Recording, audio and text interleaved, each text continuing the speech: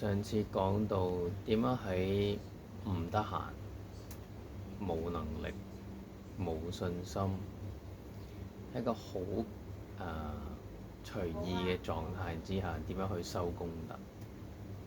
上次講到不淨觀，不淨觀係我信佛嘅一個好大嘅原因嚟，就係因為收咗不淨觀之後，可以減少好多淫慾煩惱。如果你都有呢種煩惱，就啱晒。咁喺書嗰度咧，有一本書叫《安氏傳說》，入邊有一部係《欲海迴狂》，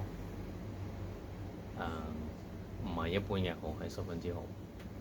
大家有時間就可以去睇下，喺香港有嘅，圖書館都有。如果你身邊有啲咁嘅有呢種解剖書咧，都有幫助，因為裏邊啲圖片好真實，好真實。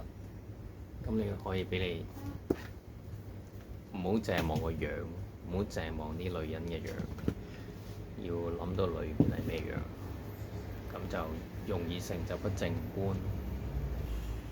好，咁印光大師係點樣講不淨觀呢？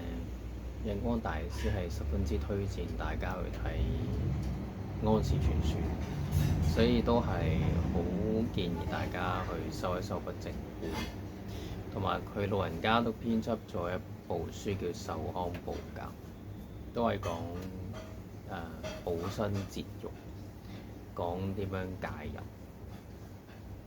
所以佢老人家係好建議啲年青人，尤其男性去修不淨觀。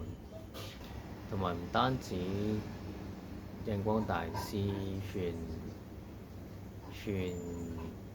一般人去修不淨觀，就連淨土十要裏邊，智者大師都有講到不淨觀。不淨觀係可以成就淨業。